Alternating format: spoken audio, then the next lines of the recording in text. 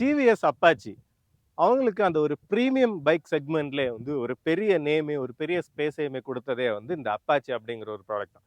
அவங்களோட அந்த TVS racing அப்படிங்கிற அந்த டிபார்ட்மெண்ட்டோட அந்த மெக்கானிக்கல் ப்ரொவைஸ் எல்லாத்தையுமே யூஸ் பண்ணி தான் ஒரு சூப்பரான ஹேண்ட்லிங் இருக்கக்கூடிய பைக்கை வந்து லான்ச் பண்ணியிருந்தாங்க. 2006 தான் வந்து ஃபர்ஸ்ட் லான்ச் பண்ணியிருந்தாங்க.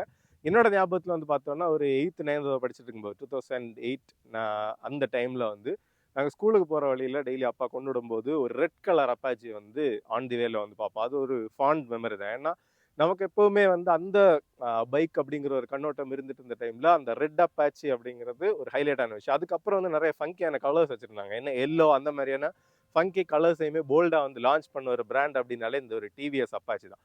அதுக்கப்புறம் ஒரு மேஜரான அப்டேட்ஸ் சின்ன சின்னதாக கொடுத்துட்டே வந்து இருந்தாங்க. அப்பாச்சி 4V அப்படிங்கிறத 160 அப்படிங்கிறதையுமே இன்னொரு லைனப்பாக லான்ச் பண்ணி கொஞ்சம் வந்து அந்த டிசைனையுமே டோட்டலாக வந்து டிஃபரன்ஷியேட் பண்ணி வந்து அந்த வண்டியை லான்ச் பண்ணியிருந்தாங்க. திருப்பி இப்போ வந்து பிஎஸ்6 நாம்ஸ் வந்ததுக்கு அப்புறம் அப்பாச்சி 212 அப்படின்னு சொல்லிட்டு அந்த பழைய டிசைன் சில்லவுட்டை பேஸ் பண்ணி திருப்பி வந்து அதை லான்ச் பண்ணியிருந்தாங்க. ரீசெண்டாக அந்த அப்பாச்சி 162Vக்கும் எ பிளேஸ் ஆஃப் பிளாக் அப்படின்னு சொல்லிட்டு ஒரு பிளாக் எடிஷனவே வந்து கொடுத்துருக்காங்க. மற்ற நார்மல் வேரியண்ட்டுமே செல்லிங்கில் தான் இருக்குது. ஸோ இன்னைக்கு நம்ம கூட அந்த பிளாக் எடிஷனோட ஒரு வேரியன்ட் தான் இருக்குது. அதை பற்றின ஒரு ஃபுல் டீட்டெயில் ரிவ்யூ தான் நம்ம எனக்கு பார்க்க போகிறோம். நீங்கள் பார்த்துருக்கிறது சக்கரம் கார்ஸ் அண்ட் பைக்ஸ். ஒருவேளை நம்ம சேனலை நீங்கள் ஃபஸ்ட் டைமாக பார்க்குறீங்க இல்லை சப்ஸ்கிரைப் பண்ணாமல் பார்த்துருக்கீங்க அப்படின்னா மறக்காமல் சப்ஸ்கிரைப் பண்ணி பெல் ஐக்கானை ப்ரெஸ் பண்ணிக்கோங்க. அப்போ தான் வந்து ஃபியூச்சர் அப்டேட்ஸ் எதுவுமே உங்களுக்கு மிஸ் ஆகாது.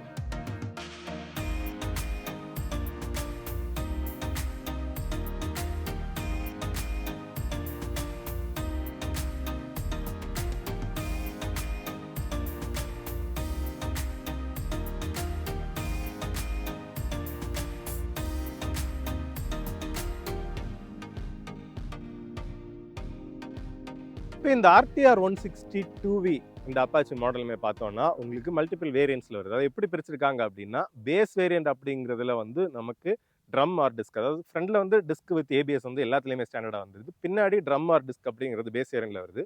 ஹையர் வேரியன்ட்ல பார்த்தோம்னா ரியரில் டிஸ்க் பிரேக் ப்ளஸ் வந்து ப்ளூடூத் கனெக்டட் ஆப்ஷன்ஸுமே வந்து கொடுத்துருக்காங்க. அப்படி தான் வந்து பிரிச்சிருக்காங்க. இதோட எக்ஸ்ஷோரூம் ப்ரைஸ் அப்படின்னு பார்க்கும்போது அந்த பேசிக் பின்னாடி ட்ரம் பிரேக் வரக்கூடிய வேரியன்ட் வந்து 1,10,000 ரூபாய் எக்ஸ்ஷோரூம்ல இருந்து டாப் அந்த டுவல் டிஸ்க் ப்ளூடூத் வரக்கூடியது வந்து 1,27,000 அரௌண்ட் வந்து எக்ஸ்ஷோரூம் பிரைஸ் வருது. நம்ம இந்த வண்டி இன்னைக்கு ரிவ்யூ பண்றது வந்து சென்ட் ஆண்டனி டிவிஎஸ் மார்த்தாண்டம். அவங்களோட கான்டாக்ட் டீடைல்ஸுமே டிஸ்கிரிப்ஷன்ல கொடுத்துருக்கோம். உங்களுக்கு புக்கிங்ஸ் ஏதாவது இல்லை டெஸ்ட் ட்ரைவ் எதுனாலுமே அவங்கள வந்து கான்டாக்ட் பண்ணிக்கோங்க. மற்ற ஏரியாஸ்ல இருந்து வேற இடங்கள்ல இருந்து பார்க்குறவங்களுக்குமே வந்து உங்க நியரஸ்ட் ஷோரூம்ல போய் ப்ரைஸ் செக் பண்ணுங்க. என்னன்னா ப்ரைஸ் வந்து சின்ன சின்ன வேரியேஷன்ஸ் வந்து அந்த இடத்துக்கு இடம் வந்து அந்த வித்தியாசங்கள் இருக்கும். இப்போ வந்து அந்த டிசைன் டீட்டெயிலிங் உள்ள போகலாம். டிசைன்லேயே வந்து எனக்கு ஹைலைட்டா ஃபர்ஸ்டே வந்து அவங்களோட அந்த சிக்னேச்சரான அப்பாச்சி அப்படின்னாலே எல்லாருக்கும் இப்போ ஒரு 90s கிட்ஸாக நீங்கள் யோசிச்சிங்க அப்படின்னா அந்த டைமில் இருந்த அந்த அப்பாச்சியோட ஹெட்லாம்போட ஷேப்பே வந்து இதுதான். உங்களுக்கு சூப்பரான டிஆர்எல் கொடுத்துருக்குறாங்க. அதுக்கப்புறம் வந்து உங்களுக்கு எல்இடி டெக் அப்படின்னு சொல்லிட்டு சூப்பராகவே கொடுத்துருக்காங்க. அந்த ஐப்ரோ மாதிரி சூப்பராகவே கொடுத்துருக்காங்க. என்னென்னா அந்த டைம்லேயுமே வந்து சென்டரில் ஒரு பீஸ், அடுத்தது பீஸ் இல்லை சென்டரில் ஒரு கிங்க் மாதிரி ரைஸ் பண்ணி கொடுத்துருப்பாங்க. அடுத்தது வந்து இப்படி ஒரு போர்ஷன் இருக்கும். இப்போ இருக்கிறது வந்து நமக்கு சென்டரில் இருக்கிறத ஒரு பெரிய வைசர் மாதிரி கொடுத்து அந்த அந்த கிளாசிக்கான ஷேப்பை வந்து சூப்பராகவே வந்து மெயின்டைன் பண்ணியிருக்கிறாங்க. இண்டிகேட்டர்ஸுமே வந்து அப்படியே ஒரு இது ஆர்டிஆர் 164 இருக்கக்கூடிய டைப் தான். கொஞ்சம் ஏரோடைனமிக்காக ஷார்ப் அண்ட் பாயிண்டியாக இருக்கக்கூடியது. இது வந்து நமக்கு பார்த்தோன்னா அந்த டார்க் எடிஷன் கலர் தான். டார்க் எடிஷனில் வந்து உங்களுக்கு நல்ல மஸ்குலரான ஃபியூல் டேங்க் டிசைனுமே வந்து கொடுத்துருக்காங்க. இதில் தான் வந்து அந்த டிவிஎஸ் லோகோவுமே வந்து எம்பெட் பண்ணியிருக்காங்க. இதில் ஒரு கார்பன் ஃபைபர் டெக்ஸ்சர் வந்து கொடுத்து உங்களுக்கு அந்த ஆர்டிஎஃப்ஐ, அதாவது என்னன்னா ரேஸ் டியூல்டு ஃபியூல் இன்ஜெக்ஷன் அப்படிங்கிற அந்த டெக்னாலஜியோட பிராண்டிங்குமே வந்து இங்கே கொடுத்துருக்காங்க. சூப்பராக நீட்டாகவே இருக்குது. மற்ற கலர்ஸ் எல்லாம் வந்து நல்ல மல்டி கலரில் ஒரு 5 கலர் வந்து கொடுத்துருக்காங்க. எல்லாமே அட்டகாசமான கலர்ஸ். ஃப்ரண்ட் டயர் அப்புறம் வீல் பார்த்தோம்னா வீல் வந்து 17 இன்ச் வீல், டயர் வந்து 90/90 இருக்கக்கூடிய அந்த டயருமே வந்து கொடுத்துருக்குறாங்க. ஃப்ரண்ட் வந்து டிஸ்க் பிரேக் வித் ஏபிஎஸ் வந்து வந்துருது. உங்களுக்கு டெலஸ்கோபிக் ஃபோர்க் தான் கொடுத்துருக்காங்க. சின்ன ஒரு 37mm அந்த ரேஞ்சில் இருக்கக்கூடிய ஒரு டெலஸ்கோபிக் ஃபோர்க் தான் உங்களுக்கு கொடுத்துருக்காங்க. நீட்டான ஒரு டேங்க் டிசைன். இதில் வந்து ஒரு பிளாஸ்டிக் ஷ்ரவுடு மாதிரி ஒரு பீஸ். அதுக்கப்புறம் வந்து ஃபியூல் டேங்கோட கெப்பாசிட்டி பார்த்தோம்னா 12 லிட்டர் வந்து ஃபியூல் டேங்கோட கெப்பாசிட்டி வந்து கொடுத்துருக்காங்க. அதுக்கப்புறம் இந்த போர்ஷன்லேயுமே வந்து உங்களுக்கு ஒரு கார்பன் ஃபைபர் டெக்ஸ்சர், அந்த அப்பாச்சி ஆல்மோஸ்ட் வந்து அப்படி பிளாக்கை வந்து அள்ளி அப்படி ஸ்ப்ரே பண்ணியிருக்கிறது மாதிரி சூப்பராகவே வந்திருக்கு. இதில் வந்து ரியர் பில்லியனுக்கான ஃபுட் ரெஸ்ட் வந்து ஒரு அலுமினியம் டிசைனில் கொடுத்துருக்காங்க. நீட்டாகவே இருக்குது. இதில் வந்து அந்த ஸ்க்ரேப் ஆகாமல் இருக்கிறதுக்கும், அந்த ஸ்க்ரேப் ஆனாலும் எண்டு பாயிண்ட் மட்டும் டச் ஆகிற மாதிரி இதேமாரி நீட்டாக கொடுத்துருக்குறாங்க. ஒரு சாரி கார்டு வந்து வருது. பட் லேடிஸ் ஃபுட் ரெஸ்ட் வந்து இல்லை, அது கண்டிப்பாக நம்ம ஆக்சசரியாக தான் இருக்கணும். பின்னாடி வந்து பார்த்தோம்னா எம்ஐஜி சஸ்பென்ஷன் வந்து கொடுத்துருக்காங்க. அந்த கேஸ் ஃபில்டு ஷாக்ஸ் இருக்குது. இதில் வந்து பார்த்தோம்னா இந்த அட்ஜஸ்ட்மெண்ட் இருக்குது. 5 ஸ்டெப்ஸுக்கு வந்து நீங்கள் கஸ்டமைஸ்டாக அந்த இதை வந்து அட்ஜஸ்ட் பண்ணிக்கலாம். பின்னாடி டயர் வந்து பார்த்தோம்னா உங்களுக்கு வீலோட சைஸ் வந்து 17 இன்ச் வீல்ஸ் தான். இதில் வந்து டயரோட சைஸ் வந்து 100/80 வருது. உங்களுக்கு அந்த டாப் வேரியன்ட் போனீங்கன்னா இந்த டயரோட சைஸுமே சேஞ்ச் ஆகும். 120/70 இருக்கக்கூடிய இன்னும் கொஞ்சம் வைடான இது வருது. அந்த டாப் வேரியன்ஸில் உங்களுக்கு ஆப்வியஸ்லி டிஸ்க் பிரேக்குமே வந்து வந்துடும். அதுக்கப்புறம் வந்து இந்த செயின்லேயுமே வந்து ஆக்சுவலாக மற்றபடி வந்து ஓவரிங் டைப் செயின் யூஸ் பண்ணுவாங்க. இதில் வந்து எக்ஸ்ரிங் அப்படின்னு சொல்லியிருக்காங்க. இதில் வந்து என்ன அப்படின்னா அந்த வியர் அண்ட் டியர் வந்து நமக்கு நல்லாவே கம்மியாகும். கூடவே வந்து அந்த ஆக்சலரேஷனுமே வந்து இன்னுமே ஸ்மூத்தாக இருக்கும் அப்படின்னு சொல்லியிருக்காங்க. கண்டிப்பாக ஓட்டிட்டோம் கொஞ்சம் வந்து நல்ல ஒரு டிஃபரன்ஸ் நமக்கு தெரியுது. அதுக்கப்புறம் ரியர் போர்ஷனில் அந்த ஆர்டிஆர் 160 அந்த இந்தியா கொடியோட கலரில் ஒரு ட்ரை கலர் சின்னதாக, கொடியை ரெப்ரசென்ட் பண்ணுறது கிடையாது, ஜஸ்ட் அந்த ஒரு ட்ரை கலர் பேட்ஜிங் மாதிரி சின்னதாக அந்த ஸ்டிக்கர்லேயே ஆட் பண்ணியிருக்கிறாங்க. இதுவுமே அன்னையிலேருந்தே அப்பாச்சிக்கு, அதாவது ஃபர்ஸ்ட் எடிஷன் கிடையாது, அதுக்கப்புறம் இருந்ததுலேருந்தே இந்த மாதிரி ஒரு ஸ்பிளிட்டான கிராப் ஹேண்டில் யூஸ் பண்ணிட்டு இருந்தாங்க. பின்னாடி வந்து இப்போது எல்இடி டெய்ல் லேம்ப் வந்து கொடுத்துருக்காங்க. நல்ல ஒரு யூனிக் ஷேப்பில் வந்து இதுவுமே வந்து ஆக்ட் ஆகுது. ஃப்ரண்டில் இருக்கிறது மாதிரியே நல்ல ஷார்ப்பான ஒரு இண்டிகேட்டர். உங்களுக்கு இதுலேயுமே கார்பன் ஃபைபர், அதனால் பிளாக் அப்படிங்கிறதுனால அந்த கார்பன் ஃபைபர் டெக்ஸ்சர் வந்து இந்த பிளாக் எடிஷனில் வந்து வருது. அதுக்கப்புறம் உங்களுக்கு சிம்பிளான ஒரு டெயில் பைப் தான், அதுலேயுமே ஆர்டிஆர் அப்படிங்கிறது பிராண்டிங் வருது. ஒரு நெகட்டிவாக நான் பார்க்குறது என்ன அப்படின்னு பார்த்தோம்னா கிக்கர் வந்து கொடுக்கல. கண்டிப்பாக கிக் ஸ்டார்டர் கொடுக்கறது வந்து இந்த மாதிரி செக்மெண்ட் பைக்ஸுக்கு வந்து நல்லா இருக்கும். ஏன்னா கம்யூட்டர் அப்படிங்கும்போது அது ஒரு நல்ல யூஸ்ஃபுல்லான ஒரு ஃபீச்சராக இருந்திருக்கும்.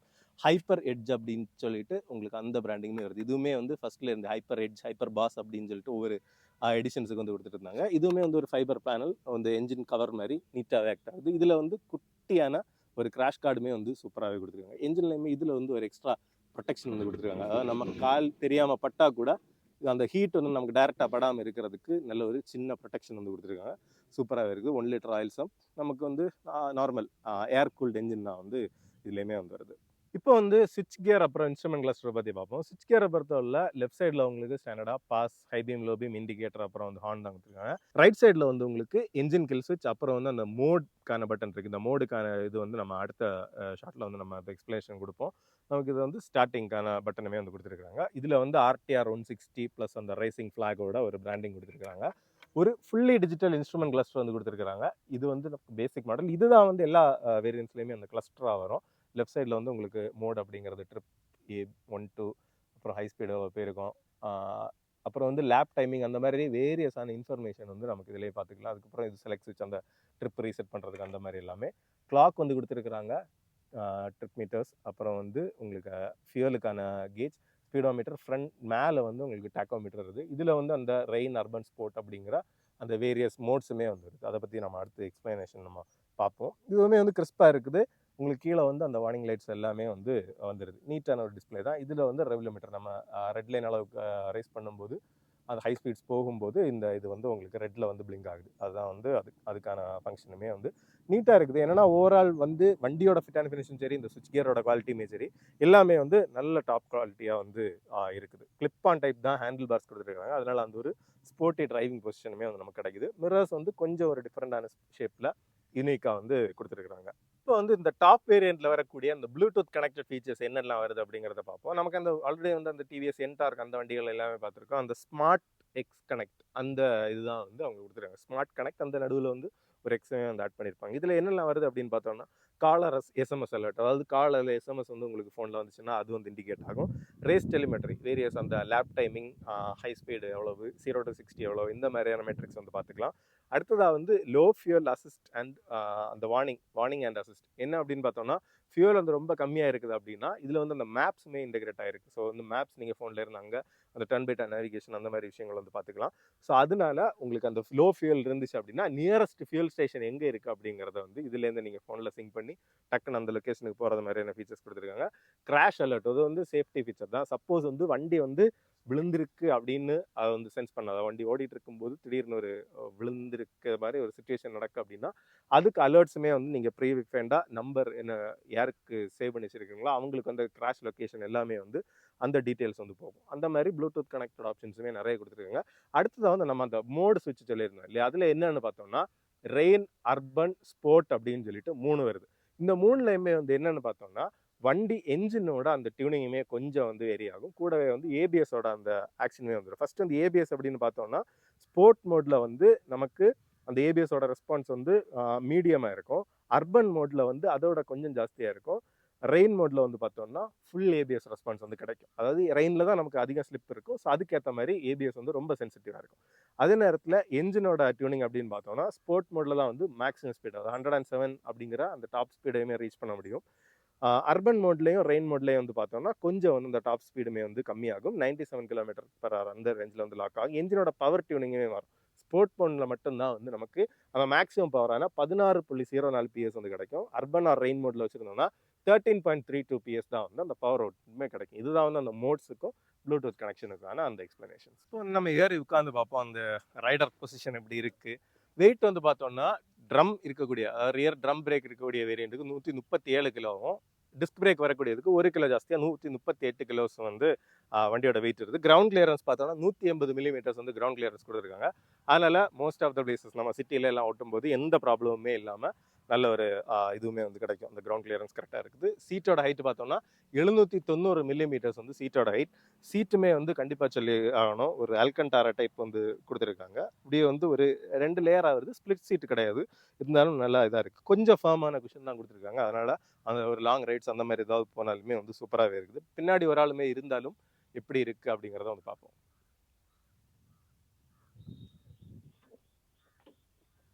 ஈஸியாக தான் இருக்கா, ஏறுறதுக்கும் கரெக்டாக இருக்குது. கிராப் ஹேண்டிலும் சீட் எப்படி விட்டு ஓகேவா? ஓகே தான், கரெக்டாக தான் இருக்குது. ஓகே, அப்போ சூப்பர். இந்த உட்காந்துருக்க பொசிஷனும் கரெக்டாக தான் இருக்குது. கரெக்டாக இல்லை, அப்போ சூப்பர். பட் வந்து கம்ஃபர்ட் தான். Okay, super. ஸோ வந்து பில்லியன் சீட்டுமே வந்து நமக்கு எந்த ஒரு குறையுமே இல்லை, சூப்பராகவே இருக்குது. இப்போ ரைடிங் பொசிஷன் அப்படின்னு பார்க்கும்போது கரெக்டான ரைடர் வந்து அப்படி பின்னாடி கரெக்டாக இந்த சீட்டுக்கு கணக்காக இருந்தோம்னா நமக்கு கால் வந்து இதில் வந்து கொஞ்சம் ரெஸ்ட் பண்ணிக்கலாம். ஆக்சுவலாக வந்து 6 ஃபீட்டுக்கு மேலே இருக்கிறவங்களுக்கு இது வந்து கொஞ்சம் ரொம்ப கமிட்டடாக ரொம்ப ஒரு ஷார்ட் ஒரு ரைடர் ட்ரையாங்கிள் வந்து அது மாதிரி வந்துருக்கும். ஏன்னா கொஞ்சம் வந்து ரைடருக்கு கிட்ட இருக்கிறது மாதிரி தான் வந்து இதுவுமே இருக்குது. கொஞ்சம் ஷார்ட்டான ஒரு விட்டு இருக்கக்கூடிய ஹேண்டில் தான். நல்ல ஒரு ஸ்போர்ட்டி பொசிஷன். ஆக்சுவலி என்னோட ஹைட்டுக்கு வந்து ஆக்சுவலி கரெக்டாக இருக்குது அப்படின்னு சொல்லலாம். என்னோட ஹைட் வந்து 177 சென்டிமீட்டர்ஸ். எனக்கு வந்து கரெக்டாக இருக்குது. என்னோட ஹைட்டாக இருக்கிறவங்களுக்கு மேபி இந்த இடம்லாம் வந்து கரெக்டாக கால் ரெஸ்ட் ஆகாமல் கொஞ்சம் வந்து இதில் இடிச்சுக்கிற மாதிரியான ஒரு இது இருக்கலாம். இப்போ வந்து வண்டி ஸ்டார்ட் பண்ணியுமே பார்ப்போம். ஏன்னா அப்பாச்சி அன்னையிலேருந்தே வந்து அந்த ஒரு பேஸ் எஃபெக்ட் வந்து இருக்கக்கூடிய ஒரு சூப்பரான சவுண்ட் இருக்கக்கூடிய வண்டி. பார்த்தீங்கன்னா அப்படியே அந்த ஒரு பேஸ் தம்பிங்கில் தான் வந்து அப்படியே வந்து ஐடில் ஆகுது. சூப்பராக இருக்குது. ஐடிலில் வந்து வைப்ரேஷன்ஸ் எதுவுமே இல்லை, நல்லா ஸ்மூத்தாக தான் இருக்குது.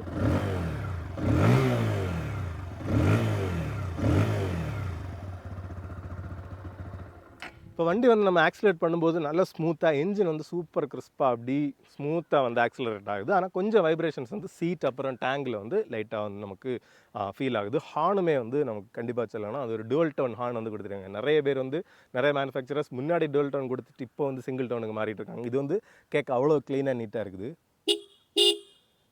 அந்த டுவல் டோன் ஹார்னோட எஃபெக்டே வந்து ஒரு தனிதான், ஒரு சைம் மாதிரி சூப்பராகவே இருக்குது.